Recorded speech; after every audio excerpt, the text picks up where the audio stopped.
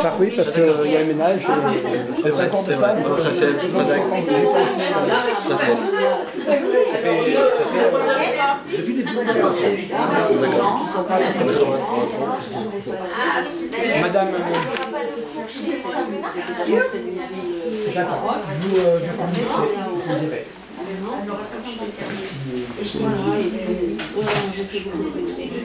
Elle l'a pas eu. Tu lui as donné? Normalement c'est prévu. Non, mais c'est bon, c'est bon. Ça va. Où est-ce qu'il y a le planning de club? Du coup, j'ai donné à M. Jamon, je crois qu'il était plus bon, il a dit que c'était périmétré. Bon, alors il y aura peut-être un cours la semaine avant ça, mais c'est sous réserve. Voilà, mesdames.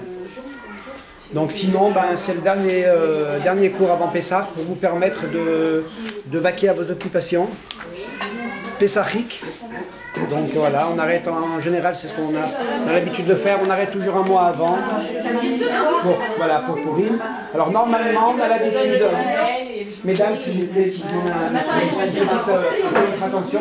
Donc habituellement, on avait l'habitude de faire le cours, on a pris l'habitude de faire le cours une semaine avant Pessah chez Sabrina à Mouyal pour la Skara de son papa. Alors là c'est sous réserve parce que j'ai appris que le cours, il y a quelques petits problèmes techniques, donc on verra. Je suis en contact avec elle, je communiquerai, je vous dirai s'il y a le cours ou pas, donc je vous enverrai le message, comme d'habitude avec une belle affiche, comme celle que j'ai fait pour le rabbin Wayon, qu'on a l'honneur de recevoir ce soir, l'honneur et l'amitié. Voilà. Le fan club. Les Malherbes. Attends, là ça. On est les meilleurs. Là, ça, pas de Malherbes, excusez-moi. Ça applaudit, mais pas de ce côté. Ils sont pas de Malherbes. Alors on refait la même chose. Bon, je sais que le rabbin était gêné de faire le cours ce soir par rapport à M. Jameau, qui a aussi toutes les compétences pour faire des cours. Donc il en a donné à plusieurs reprises l'occasion de montrer ses compétences. Donc je le remercie aussi pour sa modestie aussi. Et remercie Madame Jameau de nous recevoir. J'aurais aimé que la belle maman soit là. Blébès. Elle comprendra. Voilà. Et je vous remercie à toutes d'avoir fait le déplacement. Et je sais que c'est pas facile. Chacun a ses soucis, chacun a ses occupations. Chacune, du moins, ses occupations. Je sais que vous faites un grand Metsirut Nefesh. Mais ce Metsirut Nefesh-là, on l'a reçu de Moshe Rabbeinu, qui lui-même l'a reçu de la fille de Pharaon, Bithia. C'est la raison d'ailleurs pour laquelle, vous savez que Moshe Rabbeinu avait 10 noms. Et le seul nom par lequel Hachem l'est appelé, avec amour, c'est le nom de Moshe, le nom qui a été donné par la fille de Pharaon qui l'a sauvé. Donc. Et on pose la question, pour quelle raison Hachem a choisi ce nom-là et pas un des 10 autres noms? Simplement parce que Bithia, par son geste de chesed qu'elle a fait de sauver un enfant qui était voué à la mort, et par le sacrifice qu'elle a fait d'elle-même, parce qu'elle risquait sa peau, elle a transmis ces deux qualités, à Moshe Rabbeinu. Et donc c'est les qualités qui lui ont permis d'être le Manig Israël, le Goël, le libérateur, Rishon et Goël Aharon, et le futur libérateur qui aura aussi ces mêmes qualités. Alors voilà, je vais te passer la parole, Simon. Je veux simplement te dire que je t'apprécie beaucoup. Merci beaucoup. Et que je vois en toi ces qualités-là. Je vois en toi ces qualités. Je suis très sincère, ces qualités. Et je les perçois aussi en vous, mesdames, qui faites ce soir, le français, il va pas très bien. Le français marocain. C'est la fatigue. Oui, effectivement, on est tous fatigués. C'est pas le ménage de Pessah qui m'a fatigué, mais j'ai eu pas mal d'occupations. Et donc je le perçois aussi chez vous. Et donc je vous bénis. Je demande à Kadosh Baruch Hu de combler tous les désirs de votre cœur. Amen. Même les désirs les plus secrets, les plus profonds. Qu'Hachem vous comble de bonheur, de réussite, de satisfaction, de santé, et de guérison pour ceux qui en ont besoin. Et que cette maison qui nous accueille soit toujours la maison où on accueille d'abord Akadosh Baruch Hu, parce que lorsqu'on accueille Akadosh Baruch Hu, alors on a effectivement la totalité, on a la totale comme on dit. On a non seulement la réussite, on a la paix, mais on a aussi surtout la joie. Et c'est l'essentiel. On sait qu'une éducation qui est faite dans la joie, elle est forcément réussie, même si au niveau technique, au niveau des connaissances, on n'est pas au top.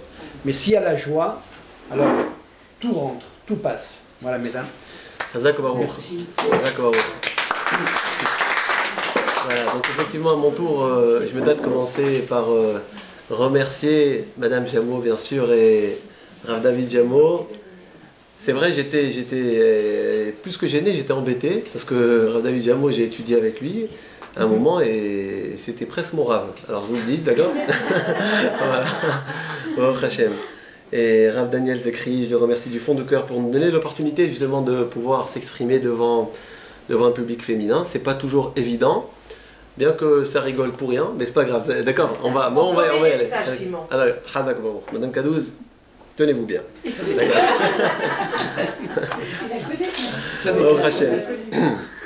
Bon, peut-être justement, pourquoi ne pas commencer par une petite histoire sympathique, d'accord?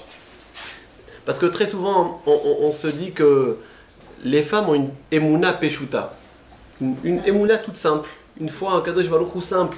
On n'a pas forcément le devoir d'aller chercher au fond des choses. Et très souvent, c'est ce qui a réussi au peuple juif.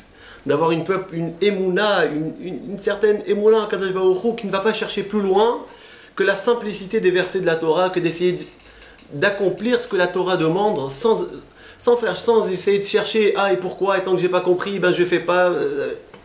Et on raconte comme ça que il y a l'histoire de Matok Or, un livre de Rav Levinstein, très sympathique. Elle est connue l'histoire, elle existe même dans la Gemara d'ailleurs, quelque chose qui ressemble, que il y avait une fois un cocher, enfin l'histoire, je m'excuse, elle commence pas comme ça. Il y avait une ville où il y avait un commère, un prêtre, c'est un prêtre, un commère, un prêtre, ouais. Je sais pas s'il y a un autre nom, hein. Un prêtre qui était également le gouverneur de la ville, c'était comme ça avant. Et puis, il faisait beaucoup de mal au Béni Israël, de cette ville. Très souvent, évidemment, en Europe de l'Est là-bas. Voilà, effectivement. Et il dit, bon, je vous lance un défi. Parce qu'il est extrêmement intelligent, très instruit. Je lance un défi à la communauté juive. Que si vous gagnez cette, on va dire ce débat qu'on va avoir, avec le plus intelligent d'entre vous, il leur dit, eh bien, j'arrêterai de faire du mal aux juifs. Ils pourront faire ce qu'ils veulent, la Mila, sans problème, la Shechita, sans problème. Aujourd'hui, de plus en plus, croyez-moi, on va y arriver, on va déménager tous, si Dieu veut. Et si c'est moi qui gagne, à ce moment-là, vous laissez tout tomber. Vous faites ce que je vous laisse faire, rien de plus. Et bien les Israéliens ont dit, c'est pas possible, on sait qu'il est très instruit, il est surtout très malicieux. Comment est-ce qu'on va s'en sortir avec celui-là? Personne, aucun de juifs n'a osé, même les rabbinim ne voulaient pas y aller. Et voilà qu'il y a quelqu'un de tout simple, qui était Shomer Shabbat, Shomer Torah, Mitzvot, quelqu'un de simple. Et pas de chapeau, il fait rabbin, la barbe et tout, rien, normal. Il fait cette filote, il fait normal. Il a dit, moi j'y vais. Il a dit, toi tais-toi, va là-bas d'abord, t'avais.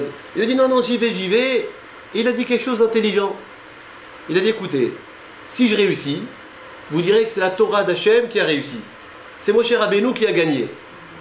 Et si je perds, vous direz que je suis un peu, je sais pas c'est qui vous a envoyé, il est venu tout seul et on ne sait pas. Il a dit, bon, c'est quand même une très bonne idée. Donc ils l'ont laissé. Il a dit, bon, le dernier jour arrive, le jour J arrive. Toute la communauté a été réunie, les goïms, les juifs, tout le monde. Et les juifs, ils font genre, on ne sait pas d'où il est arrivé, celui-là, il a débarqué, ils sont embêtés. Bon, ils ont fait genre. Et voilà que le commère, donc ce gouverneur, il dit pas un mot. Il regarde l'autre droit dans les yeux, comme ça, et il lui fait les gestes. Il lui fait... Et là, tous les juifs, ils disent, bon, qu'est-ce qu'il va comprendre lui, qu'est-ce qu'il est en train de dire celui-là? Et voilà que le juif, il lui répond. Les juifs, ils disent, mais qu'est-ce qu'il est en train de faire, on ne comprend pas. Après, il lui fait... Et le juif, il lui fait... La témoignage. Après là, le goy, le gouverneur, il sort une bouteille de vin. Il la pose sur la table. Le juif il se retourne, il va chercher dans son sac, il sort un morceau de fromage, il le pose sur la table. Et là, le gouverneur, il est embêté, il va vraiment, il le salue, vraiment bravo. Et toute personne comprend ce qui s'est passé, bravo, quelle intelligence, quelle sagesse. Et il va voir donc les rabbinim de la ville, qui est vraiment extraordinaire. D'où est-ce qu'il a été capable de comprendre qu'est-ce que j'avais dans la tête? Il lui dit, dites-moi, vous avez quoi dans la tête? Parce que je ne suis pas sûr qu'il a compris lui d'abord. Il lui dit, mais moi je lui ai fait comme ça, genre il y a deux dieux. Et lui il m'a répondu, non, il n'y en a qu'un seul. Mais il fallait comprendre qu'est-ce que moi j'avais en tête. Et moi je lui ai fait comme ça. C'est-à-dire que vous êtes les juifs, vous êtes dispersés. Et lui a répondu quoi? Il m'a répondu non, on est unis. Et après je lui ai sorti une bouteille de vin pour lui dire que le vin c'est le jugement, que les béné Israël ils vont être jugés pour tout le mal qu'ils font, etc. Les avérotes. Il m'a sorti lui un morceau de fromage pour me dire non, t'inquiète pas, même si on faute, Hachem nous pardonne, et nous blanchit comme la neige, comme la couleur de ce fromage de blanc. Extraordinaire. Ils vont voir le cocher, ils vont dire vraiment bravo, bravo. On sait que tu n'as rien compris, ils le prennent, ils lui disent viens, on rentre vite à la maison, viens, on rentre à la maison. Il l'emmène, dis-moi, qu'est-ce que tu as fait, comment tu as réussi à comprendre, qu'est-ce qui... Je lui dis, ben écoute, comment j'ai compris. Il m'a dit, moi je te crève les deux yeux avec les deux doigts. Moi je lui ai dit, moi avec un doigt je te crève les deux yeux. Comme ça il explique. Et il lui dit, ah bon? Moi je te mets une gifle. Il dit, moi je t'ai un coup de poing. Après il a vu qu'effectivement j'allais pas laisser tomber, j'étais tenace. Et que j'étais ferme dans mes ambitions et tout ça. Il a sorti une bouteille de vin pour faire la paix. J'ai dit, bon, je vais sortir le fromage quand même, allez on y va. Voilà la bataille, comment la Tmimout, quelqu'un de simple, il peut réussir un combat énorme comme ça qui a peut-être sauvé le judaïsme d'une ville entière. Une histoire qui ressemble comme ça à l'Agmara. Bon, c'était juste Milad ibn Dihuta, comme on dit, pour peut-être un petit mot sympathique. Je voulais avoir peut-être un petit cours, comme j'aime bien en général, ça me permet de réfléchir en même temps, un petit peu, comment est-ce qu'on appelle ça, interactif, d'accord? Donc je voulais vous poser la question, est-ce que vous savez pourquoi est-ce que la fête de Purim s'appelle Purim? Il sort, c'est le tirage au sort. Non, d'accord, très bien. Donc en hébreu, c'est marqué dans la Megillah d'ailleurs, Hachem Hapur, par rapport... Non, au pour. C'est pas pour. Attendez, au pour. Pour en hébreu, c'est le tirage. Tirage au sort. Mais il y a un Rav Zalman Sorotskin qui pose une très belle question. Il dit, mais je comprends pas. En général, le nom d'une fête, il est en rapport avec quelque chose de bien, qui rappelle un souvenir qui est bon pour l'âme Israël. Mais le tirage au sort, il rappelle quoi? Le tirage au sort, c'était le jour où Haman voulait nous exterminer. Comment est-ce qu'on a pu choisir finalement le Shem Purim en rapport avec ce tirage au sort qui était le jour de l'extermination de tous les juifs du monde? Parce que Haman, plutôt Ahasverosh, était roi du monde. Était un des plusieurs rois du monde qu'il y a eu dans l'histoire. Pourquoi on a choisi le mot Purim? Il dit, comme ça, il explique comme ça, que si on voit dans la Megillah, si Dieu veut demain soir et jeudi matin, vous allez le remarquer, que tout s'est passé extrêmement rapidement. C'est-à-dire qu'à chaque fois qu'il y avait une décision à prendre dans la Megillah, c'était limite instantané. Un exemple. Lorsque Ahasverosh il dit, il est un peu saoul, emmenez Vashti, qu'elle vienne danser devant tout le monde. Elle dit non, je ne veux pas venir. Il prend conseil de son Haman qui vient lui donner conseil. Qu'est-ce que je fais? Tu es là. Tu es là. Oh, attends. C'est ta femme, dis quand même, attends. Tu l'as tué comme ça sur un coup de tête direct, t'as pas de réflexion, rien. Non, pas de réflexion. Ça s'est passé tout de suite. Haman, il a voulu détruire l'âme Israël. On parle quand même de centaines de milliers de juifs, j'imagine. D'accord? Haman, il veut détruire l'âme Israël. Il va voir le roi Ahasverosh. Il lui dit, écoute, il y a un peuple qui est dispersé, divisé, et qui ne veut pas faire la religion, enfin respecter les lois du pays, et tu n'as rien à en tirer de ces juifs-là. Ils ne t'en rapportent rien. D'ailleurs, en général, les juifs, ils rapportent à eux, ils ne rapportent rien, ils ne payent pas les impôts. Facebook qui est... D'accord. Et qu'est-ce qu'il fait à Ahasverosh? Ahasverosh, il dit, ah bon? Et alors on fait quoi? Il dit, ben, je te propose de, voilà, 10 000 pièces d'argent pour les exterminer. Tu acceptes? Bon, allez, on y va. Attends, mais dis-moi, tu vas faire tuer des centaines de milliers de personnes en un seul jour, femmes, enfants, tout le monde. Mais instantanément comme ça une décision pareille. Tu fais pas un conseil d'administration, les ministres, je sais pas quoi. Non, sur place. C'est incroyable. On voit aussi plus tard, lorsque Haman il est lui-même découvert, lorsque Esther va finalement réussir à trouver grâce aux yeux d'Achashverosh, et elle va dire c'est qui cet homme-là qui veut du mal au peuple juif? Achashverosh demande, et elle répond Ish tsar ve'oyev Haman nara azeh. Cet ennemi, le mauvais, c'est Haman. Il dit ah bon, c'est lui? Quelle est sa décision? Pendez-le. Attends, même pas. Enfin, il y a Harbona, un certain Harbona, qui n'est pas juif d'ailleurs. On dit Zachor Letov, bon, entre guillemets. Et il va dire, tu sais, il a préparé un arbre pour pendre Mordechai. Il lui dit comme ça, il lui dit alors pendez-le dessus. Mais attendez, mais je sais pas, on lui fait pas un. C'est comme un premier ministre. Je sais pas, on lui fait un procès. Non, tout s'est passé très rapidement. Absolument tout. Sauf une chose. Une chose, c'était quoi? Le final. C'est-à-dire? Non, pas le final. Sauf une chose qui a pris du temps, je peux pas comprendre parce que j'ai demandé pourquoi le fait s'appelle Purim. Le choix de la future reine. Non, c'est pas ça qu'il rapporte.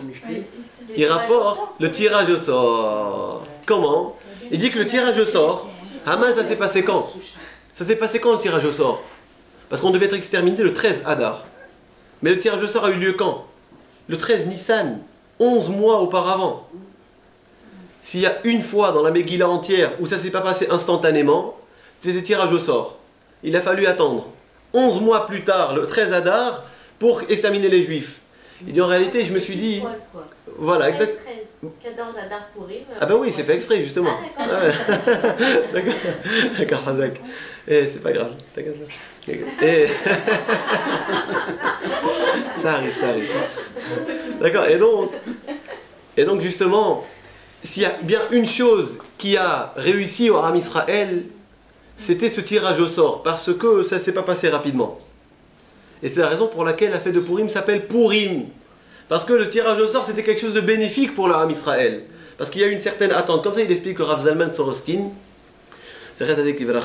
Et de là, je me suis dit, honnêtement pour moi, parce que j'ai tiré un enseignement quand j'ai lu cette histoire tout à l'heure, c'est que très souvent, lorsqu'on prend des décisions hâtives, très souvent, c'est la mauvaise décision. Il faut tout le temps prendre du recul. Toujours. Les Béné Israël ont réussi à faire Teshuvah grâce à ces 11 mois d'attente. Ils ont fait des jeûnes, etc. Et des tfilotes. Les enfants, ils ont prié matin et soir sans arrêt.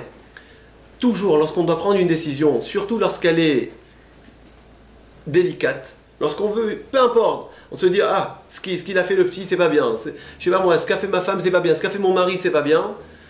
Prendre du recul. Je sais pas moi, laissez, quand on dit jusqu'à que passe la tempête, laissez passer la tempête. Après, maintenant, réfléchis, prends du recul, et parce que d'ailleurs, Achashverosh, il a beaucoup regretté d'avoir tué sa femme Vashti. Hein. Quand il a dessoulé, il a dit, elle est où Vashti? Vashti, il n'y a pas Vashti, tu l'as tué Vashti. Alors, très souvent, on ne se rend pas compte, lorsque on prend la décision de se mettre en colère, parce que c'est une décision, hein, c'est vrai, hein, on décide des fois, ah non, c'est légitime, et j'ai le droit, on prend la décision de faire telle ou telle chose, très souvent après on regrette. Alors autant se préparer avant. En parlant de préparer avant, j'ai écouté tout à l'heure un très joli cours de Rav Ben Shetrit, comme ça pour avoir des idées. Et ça m'a donné cette idée. Moi j'essaie de me rappeler de qu'est-ce qu'il avait dit. Oui, par rapport au combat d'Amalek. C'est très intéressant, franchement. Alors Amalek aujourd'hui c'est qui? On ne sait pas. On a fini par dire que puisqu'on ne sait pas, Amalek il est en nous. En fait c'est pas comme ça. Amalek c'est une entité physique à une certaine époque qui est devenue peut-être aujourd'hui spirituelle. Elle représente les forces du mal. On sait que ce qu'on appelle Sarosh el Esav, l'ange qu'a envoyé à Esav pour se battre contre Yaakov. C'était quoi ce combat? Pour un homme il se bat contre des anges. Il y a aussi une façon un petit peu différente de comprendre les choses, que c'était un combat spirituel. C'est-à-dire que Yaakov Avinu s'est battu contre lui-même. Il s'est battu contre lui-même. Il s'est battu contre son Amalek à lui. Et qu'est-ce que Amalek il veut faire? Il veut nous mettre le doute. On sait qu'Amalek c'est la valeur numérique de Safek, n'est-ce pas? Qui veut dire combien déjà? Safek 72, je ne sais plus. Safek, non, 180... Safek 200, ouais, je sais plus, bon bref, j'arrive plus à compter. P 80. 240, Hazak, 240, ouais, c'est ça. 240, ça fait Amalek 240, d'accord? Est-ce qu'il y a quelque chose avec 240? Je connais pas, personne ne connaît non plus, très bien. Donc je suis sauvé. Alors je disais que ce qui est étonnant, c'est de voir que Yaakov et Esav ont eu ce combat. Mais pourquoi est-ce qu'il a lu entre Yaakov et Esav? Le Ramchal, Rabbi Moshe Chaim Luzzatto, il dit que lorsque Adam Arishon, enfin plutôt Chava, c'est de sa faute à la base, je suis désolé, hein, elle a fauté, hein, c'est elle qui a mangé l'arbre de la connaissance, eh bien, l'impureté, le Satan est rentré en elle. Et pour extirper ce Satan, avant il était extérieur à la personne, elle a fini par faire en sorte qu'il soit et intérieur et extérieur. Et Adam lui aussi, il a participé. D'accord? Très souvent, lorsqu'on écoute sa femme, voilà ce qui arrive. Ah, prenez pas mal, prenez pas mal. D'accord? Et donc, ils ont fauté. Et Chava, lorsque elle a fait pénétrer ce Satan, cette impureté en elle, il fallait absolument la faire dégager. Comment? Parce qu'on se pose la question, pourquoi le combat il a eu entre Yaakov et Esav, pourquoi pas entre Avraham Avinu et l'ange et le Satan? Parce qu'en fait, il explique le Ramchal que Avraham Avinu devait d'abord commencer par lui-même, on va dire, faire sortir une partie de cette impureté qui était rentrée, d'accord, dans la lignée de Avraham Avinu. Donc il a donné, lui, Ishmaël. Ishmaël, c'est la partie du Satan qui est ressortie, qui n'est plus à l'intérieur, qui est partie à l'extérieur. Yitzhak Avinu, il a eu Yaakov et Esav. Yaakov, la belle lignée, et Esav, c'est la partie de la Toum'a qui est ressortie à l'extérieur aussi. Une fois arrivé à Yaakov Avinu, le combat, il n'est plus que intérieur. Tout l'extérieur est sorti. Yaakov Avinu, il se bat contre Amalek, il se bat contre Sarosh Esav, contre l'ange de Esav, l'ange de la mort, le Satan, c'est la même entité. C'est un combat spirituel qu'il a eu avec lui-même. Et alors quoi? Il dit que finalement, c'est ça le combat qu'on a avec le Yetzirah. On a cette bipolarité nous-mêmes. On a un combat avec nous-mêmes dans notre tête. Très souvent, le Satan, je sais pas, mais non, vas-y, tu sais, crois-moi, mens. Il vaudrait mieux mentir, tu verras, tu vas être plus cru. Tu devrais voler, on gagne plus facilement l'argent quand on vole. C'est plus facile. L'argent gagné, il est plus facile quand on vole. Toutes sortes de choses comme ça, que le Satan nous met en tête comme ça. Et notre travail, c'est quoi? C'est de faire sortir, de chasser de notre tête. C'est un combat très difficile, on le sait. Et il y a un exemple comme ça qu'il a donné à Rav Chetri, j'ai beaucoup aimé. Il dit, surtout pour les femmes, il dit lorsqu'une femme elle est cuisinière, voilà, elle va recevoir sa belle-mère à la maison. D'accord? Recevoir sa belle-mère à la maison. Voilà, quand est-ce qu'il faut qu'elle apprenne à cuisiner? Bien avant. Parce que c'est pas quand sa belle-mère elle arrive, elle dit ah, je vais faire un poulet aux olives, d'accord? Et elle sait pas faire encore le poulet aux olives. Elle a acheté les olives toutes prêtes comme ça du bocal. Mais non, c'est des olives comme ça, des noyautés et tout. Elle connaît. D'accord? Et donc il y a un travail en amont à faire. C'est pas le moment jour J et que la belle-mère s'est étouffée et tu lui dis ah, excusez-moi, j'ai mis trop d'épices. D'accord? Elle se dit non, c'est un homicide volontaire, il n'y a pas, c'est... D'accord? Si tu voulais me tuer, il n'y a pas. Donc, quelque part, le travail, il se fait toujours avant. On doit absolument être capable de comprendre et d'accepter qu'on a ce combat envers nous-mêmes. Et c'est le Amalek d'aujourd'hui. C'est celui qui nous met le doute. Non, ce que je fais c'est bien, non c'est pas bien, je vais le donner 20 € à la Tzedaka. Attends, mais quand même tu as des enfants et tout, que je donne que 10 et tu vas acheter un petit truc chez Tape à l'œil pour ton fils, ça coûte pas cher là-bas, tu as une bonne affaire. Je vous dis tout ce qui me passe à la tête à moi, d'accord? Lorsque des fois, voilà ce qui se passe dans la tête des gens. En réalité, on aurait pu donner 20, mais on donne 10 parce que le Satan, il nous a eu. Et il y a une très grande mitzvah pour Purim, de donner Tzedaka. Tout celui, Kol HaPoshatia, il faut lui donner. Tout celui qui tend la main, il faut donner à Purim, d'accord? Bon, j'essaye de revenir dans le sujet. J'ai parlé de ça, oui. Peut-être terminer, ça fait combien de temps? Déjà, encore un petit peu. Bon, voilà, je vais terminer peut-être en essayant de vous raconter quand même une histoire incroyable, honnêtement, parce qu'il y a un principe dans la Megillah qui nous enseigne que à n'importe quel moment, la vie peut tourner. La chance peut tourner. C'est-à-dire que l'histoire peut être totalement chamboulée, et c'est exactement ce qui s'est passé dans la Megillah. On avait Mordechai qui devait être pendu, c'est finalement son bourreau qui a été pendu. Et il n'y a pas que ça qui s'est passé. Et tous ses acolytes également, ils ont été pendus. C'est pour ça que j'ai dit un four. Un four, Venahafor Hu. Voilà, Alors, il y a ces mots dans la Megillah, Venahafor Hu. C'est-à-dire, est-ce que vraiment, est-ce que vous avez déjà vécu vous-même une situation où, on va dire, une situation où il n'y avait aucune chance, et d'un coup, tout s'est ouvert. Vous avez déjà vécu ça? Oui. Baruch Hashem. Eh bien, c'est le Venahafor Hu.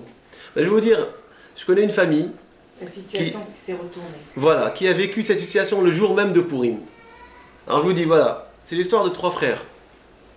Les 3 frères, eh ben, il y en avait un qui a fait un voyage, que je connais de très près, après je vous dirai c'est qui. Eh bien, il a fait un voyage Lyon-Israël à travers la Turquie. C'était il y a 3 ans peut-être, je ne sais plus. Quelque chose comme ça. Et on va dire que la Turquie, les Turcs, ils sont un peu psychopathes. Voilà, quelque chose comme ça, bipolaires d'ailleurs, ouais, moi aussi. Et ils ont trouvé que un des frères qui a fait le voyage, eh ben, il était un peu bizarre. Il était un peu bizarre. Effectivement, ils l'ont arrêté à la douane. Donc, avant le vol Istanbul-Tel Aviv, il arrête et il cherche ses passeports. Et il voit qu'il a un passeport marocain et un passeport israélien. Je lui dis, qu'est-ce qu'il fait celui-là ici, là? Il vient de France, il a un passeport marocain, il donne un passeport marocain israélien pour aller... pourquoi il a un passeport marocain? Vous savez, il commence à se faire des films, ou je sais pas, en général, quand ils voient un passeport israélien, des fois, ils font ils veulent... Après, vous allez voir dans la suite de l'histoire, des fois, ils veulent faire tuer des Israéliens. D'accord? Ils les envoient comme ça, des mafias, tout ça.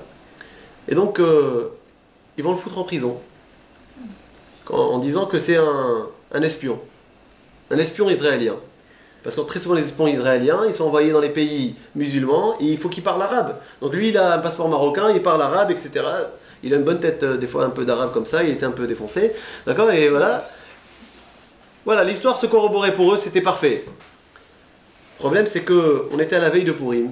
C'était le jour du Taranit, comme mercredi. Et ses frères, un qui habite la France, les autres qui habitent Israël, c'est pas possible, il est où? Il est 5 h de l'après-midi, il devait atterrir à midi. Il n'arrive pas. Ils appellent Pierre et Paul et compagnie pour essayer d'avoir l'aviation israélienne, les compagnies. Est-ce que telle personne a atterri? Non, on ne peut pas vous dire. Personne ne voulait répondre. Ils appellent l'ambassade israélienne à Paris. Voilà, notre frère, il a quitté Lyon à telle date. Il est arrivé à Istanbul, a priori, à telle date. On ne sait pas s'il a atterri à Istanbul, on ne sait rien. Alors s'il vous plaît, vérifiez, on ne sait pas ce qui se passe. Il faut dire, ah bon? C'est déjà arrivé ce genre de choses, comme ça ils disent. Et puis, ils lui disent, écoutez, on va faire des recherches, on vous rappelle. Ils font ces recherches, et il leur dit, écoutez, on est certain que votre frère a atterri à Istanbul. Le problème, c'est qu'il n'a pas pris l'avion pour Tel Aviv. Très bien, il est où? Alors ils appellent la police turque. Voilà, on cherche un certain Yohanan. Où est-ce qu'il est? Eh ben, on ne sait pas. Comment ça, on ne sait pas? Appelez votre chef, appelez les chefs. Et il a dit, bon écoutez, il est en prison. On l'a mis en prison parce qu'on pense que c'est un espion ou je ne sais pas quoi. Bon, très bien. Les frères, ils se sont dit, bon, au moins on sait où est-ce qu'il est. On a commencé à contacter des Chabad là-bas d'Istanbul pour essayer d'avoir des gens qui ont des contacts. Et on arrive le soir de Purim. Ça a mis 5 ou 6 heures pour savoir déjà où est-ce qu'il était. Est-ce qu'il était à Istanbul? Est-ce qu'il était en Israël? On ne savait pas où est-ce qu'il était. Et donc, on rentre dans le jour de Purim et les frères ils décident de prendre l'avion. 2 frères, ils décident de prendre l'avion, d'aller à Istanbul avec quelques milliers d'euros. Les Chabad, ils ont dit, bon, vous allez graisser un petit peu quelques pattes là-bas, ils vont vous donner à votre frère, vous partez. Mais est-ce que vous l'avez vu? On lui a demandé, non. Apparemment, il est à prison, à telle prison. Voilà, il est là-bas, il faut prouver. Bon, on va rien prouver, on va poser un peu d'argent, on va s'en aller. C'est ce qu'ils espéraient. Ils arrivent donc à Istanbul, ils vont à la maison du Chabad. ils lisent la Megillah, c'est le soir de Purim. Et d'ailleurs, c'est un des frères qui lit la Megillah. et donc, ils se sont dit, bon, maintenant on prend la route pour la prison. Avant d'y aller, donc le Chabad, il appelle la prison, il lui dit, voilà, on va venir maintenant pour récupérer telle personne. Il dit, je comprends pas, il n'y a pas telle personne, il n'y a jamais eu telle personne ici. Renversement de situation. C'est-à-dire qu'on savait où est-ce qu'il était, Baruch Hashem. Maintenant, on ne sait plus où est-ce qu'il est. En gros, il est perdu dans la nature. C'est pas où. Ou à Istanbul, on n'en sait rien. On sait rien. Alors, on commence à le Chabad, il nous dit, écoutez, je ne vous cache pas, ils ont appelé l'ambassade israélienne, ils ont commencé à dire aux frères, je ne vous cache pas que c'est arrivé plusieurs fois, que la douane, la police et tout ça, ils donnent des Israéliens à des mafias pour les assassiner. Et comme ça, par sin'a, par haine du juif, tout simplement, par sin'a. Donc on s'est dit, c'est pas possible, est-ce qu'il est arrivé ça à leur frère? C'est pas possible, on ne va pas le croire, il n'en est pas question. On a commencé à pleurer, mais jamais de la vie, où est-ce qu'il est? Et on a vu la Megillah ce soir de Purim, on commence à prier Hachem, Hachem fait un miracle, je sais pas. Mais un miracle, tu vas le trouver où? Il est ni joignable, ni rien, tu sais pas où est-ce qu'il est. Il y a, je sais pas, 10 millions d'habitants, je sais pas combien de millions d'habitants à Istanbul. Je pense 10 millions. Où tu vas trouver où? Dans quelle rue? Bon, voilà. Où tu veux tourner? Tu vas aller où? Le Chabad nous dit, mais prenez l'avion, rentrez chez vous. C'est pas possible, il n'y a rien à faire. Vous voulez qu'on le trouve? Ils l'ont jeté à la mafia, il n'y a rien à faire. Alors là, un des frères, il dit à l'autre, écoute, viens, on sort, on marche dans la rue. On a demandé au Chabad, ils lui ont demandé, c'est quoi la grande rue c'est comme genre Bellecour, place Bellecour. Il dit, bon voilà, c'était, je me souviens, place d'Istiklal. La place de l'Istiklal. Prends un taxi, place d'Istiklal. Ils arrivent là-bas. Qu'est-ce qu'on fait? Ici, Hachem fait un miracle. On commence à faire Tehillim. Il y a, je crois que c'est la plus grande place d'Europe ou un truc comme ça. Des milliers de magasins. Il devait être minuit du soir. C'était, mais j'aurais jamais cru d'ailleurs que Istanbul c'est ça. Il y a des rockers dans la rue avec les cheveux comme ça et tout. Mais je pensais que c'était là-bas ultra musulman tout ça. Mais bon, c'était étonnant, honnêtement très étonnant. Et à minuit du soir, tout était ouvert, la musique, il faut aller voir. En gros. Et comment ça, chacun il dit bon, tu prends ce côté, je prends ce côté, on voit s'il n'est pas dans un magasin, peut-être qu'il se fout de notre gueule, je sais pas, tout simplement. Il se fout de nous, il s'est sauvé, j'en sais rien, on peut tout imaginer. On commence à, toi tu pries par là et moi je prie par là. Et chez la Ma'arot, et on prie comme ça. Pendant au moins une demi-heure, 3/4 d'heure, on marche, rien. Et on marche, et on continue, on fait l'aller-retour, on rentre dans les cabarets, dans les trucs, n'importe où, on sait voir s'il n'est pas là en train de boire. Et puis, on arrive à une intersection où il y a des voitures qui passent. Et là, je vous le dis, c'était mon frère. Moi, j'étais sûre que c'était le ouais. Qui a vu de la Megillah. En fait c'était mon frère et moi, on a voyagé. Moi, j'ai voyagé de France et mon frère, il a voyagé d'Israël. Et c'est un autre frère à moi d'Israël qui était en Turquie, qui a été pris là-bas en Turquie. Et donc, du coup, on priait. On fait de quoi prier. Le jour de Purim, Hachem fait un miracle, on pleure et on prie, et qu'est-ce qu'on va faire d'autre? Il n'y a rien. On arrive à l'intersection, et là, il y a des voitures qui passent. Et vous voyez pas que dans un taxi. Donc imaginez, je ne sais pas comment vous expliquer, mais à quelle vitesse il faut marcher, à quelle vitesse il a fallu passer à ce moment-là pour que passe une voiture, un taxi avec votre frère dedans. Voilà, il passe comme ça devant nous. Et du coup, j'arrive plus à respirer. J'ai vu, j'arrive plus à respirer. Et donc j'ai dit à mon frère, salam. Il me dit quoi? Lui, je sais pas, il a couru vers le taxi. On a déjà prévu le coup, on a mis 2 casquettes noires, on se fait passer pour le Mossad israélien. Bon, c'est pas grave, c'est qu'on le dire, d'accord? Donc on est passé le taxi 2 comme ça. On a commencé à parler en anglais. Et on dit, le taxi, qu'est-ce que vous voulez? On commence à parler, on a dit, drive. On a dit, Israeli police, comme ça. Le type, il s'est tué. On est rentré, mon frère, il nous a vus, il s'évanouit. Il s'évanouit sur place. Il a perdu connaissance. Pourquoi il a perdu connaissance? Au départ, on ne savait pas pourquoi. On s'est dit c'est le choc. Mais le choc de quoi? Parce que pour nous, on l'a vu dans un taxi. On s'est dit bon, il est en train de s'amuser. D'accord? Voilà, mais d'accord, peut-être qu'il ne s'attendait pas. Le problème, c'est que quand il s'est réveillé, il a perdu la parole avec le choc. On ne savait pas pourquoi. Qu'est-ce qui se passe? Pourquoi? Le choc de quoi? Le choc de quoi? Et on commence quelque part à l'enlacer. Ah non, qu'est-ce qui arrive? Parle. Il n'y arrive pas. Et puis on commence à lui serrer les bras, il fait aïe. Qu'est-ce qu'il a? Alors il commence à il nous parle. Il est perdu la voix en fait. On lui a enlevé son veste, en fait, il était tailladé tout son corps. Voilà. Et il était massacré. Des trucs partout. Voilà. Il était tailladé tout son corps. Donc en fait, ils l'ont vraiment vendu à la mafia. Et finalement, quand on a réussi à parler, on va dire environ 24 heures plus tard, il nous a dit voilà, il était comme un foudre, il était foudrage. Je vais retourner, je vais les tuer. Qu'est-ce qu'ils m'ont fait? Il a réussi à sauver. En fait, il a frappé quelqu'un, il s'est sauvé, il a pris un taxi, il est monté. Et il a Shamaïm, ce taxi, il passait devant nous. Quand nous, on est venu d'Israël, on a passé au moment. Pas comme ça. Mon frère, il était perdu dans le monde, on ne sait pas où. On est passé à l'instant précis où le taxi passait. Et on l'a vu, on a couru. Voilà, voilà ce que c'est peut-être un Vena Forhu. Quand Kadosh Baruch Hu, il peut incroyablement changer une situation, mamage, du jour à la nuit. C'est-à-dire que de la nuit au jour, c'est-à-dire qu'en un instant, vous pensez que votre frère il était mort. Le Chabad, il a dit, c'est même pas la peine, rentrez chez vous. Et l'instant d'après, voilà, notre frère, il est là sous nos yeux. Après, on l'a rentré, d'ailleurs, pour vous dire, la peur qu'il avait, le Chabad là-bas, jusqu'à aujourd'hui, toutes les fêtes, on l'appelle pour le remercier. Et on a ramené le taxi devant chez lui à la maison. Il faut voir le scandale qu'il nous a fait. Non, partez là-bas. Il a dit, il veut pas qu'on sache qu'il habite là. Et il veut pas qu'on sache qu'on habite là. Surtout que maintenant, il est arrivé, notre frère, il avait le sang qui coulait des bras et du dos, et bref, tout ça. Il dit, qu'est-ce qui s'est passé? On lui a demandé de demander au taxi d'où est-ce qu'il vient. Parce que finalement, il n'avait plus rien, ni passeport, ni rien. On s'est dit, comment on va le sortir du pays? Parce que maintenant, la douane, elle a pris ses passeports, à la base. Donc, le Chabad, il a dit, non, je peux pas lui parler. Il a dit au taxi, va-t'en d'ici, on veut pas qu'on...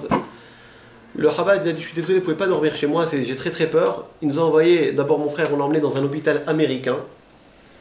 C'est-à-dire un hôpital qui est clandestin en réalité, enfin pas clandestin, un hôpital américain où on va dire vous êtes en sécurité. Un hôpital américain là-bas à Istanbul, il a été soigné et tout ça. Et puis pour dormir, il nous a fait dormir clandestinement dans un hôtel un peu bizarre, d'accord, un truc comme ça. Ouais, personne ne savait qu'on était là, on n'a pas donné de passeport pour dire... parce qu'on avait peur que la police apprenne, que peut-être qu'ils le recherchent et que du coup ils disent... On s'est fait énormément de films, voilà. Et donc Hachem, la nuit est passée, le lendemain on avait le vol avec lui. Comment?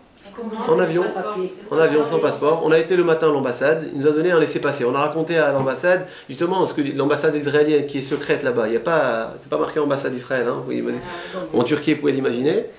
Et donc, ils nous ont donné un laissez-passer, ils ont dit écoutez, ça passe ou ça casse, on n'en sait rien. De toute façon, ils ont pris ces passeports, on n'a aucune diplomatie ici en Turquie, on a quelques contacts comme ci, comme ça.